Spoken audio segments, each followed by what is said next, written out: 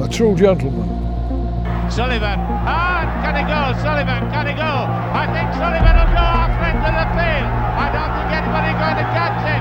I don't think anybody's going to catch him. Everybody's saying go, go, go, and he goes for a try to Sullivan.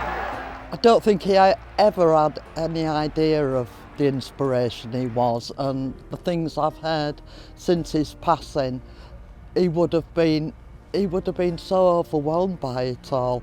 He was a very unassuming man who just loved rugby league. You know, everybody loved him. Well, because he was an entertainer. You know, he was quick and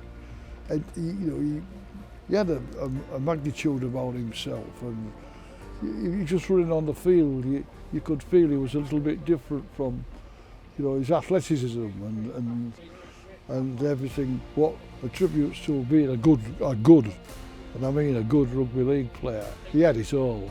In the pass into Clive Sullivan and a try, the first try of the match. Clive Sullivan. Clive was named as captain of Great Britain and the first black person to represent a Great Britain side.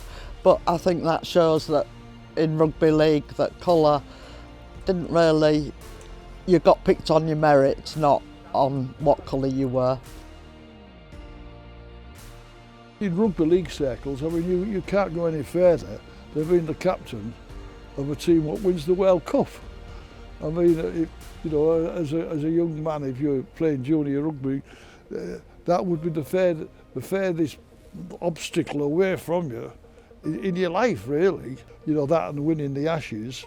And Clive was, you know, in the 1970 Ashes winning side, the last team to win the Ashes in Australia, he was in that side. And to win the World Cup as well, you know, it just shows you, you know, his contribution to the game as it was. And you know, we haven't got enough Clive Sullivans. The series was played over in France, so when they came back there was no official greeting at the airport, and he came back to the house and nothing had been arranged, so we'd put banners up and everything, but by the time he got home it was dark, so he couldn't see them. He walked in and he had the World Cup in his bag and that was, you know, that was it. And he went to work the next day because there were part-time professionals then, and he took the World Cup into the factory for all the lads to see.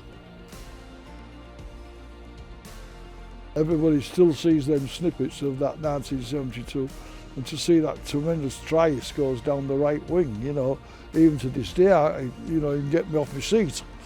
So to see it happen in reality, in real life, going 60, 70 yards down the outside edge in a World Cup match is something, you know, you take on board and you take it on forever.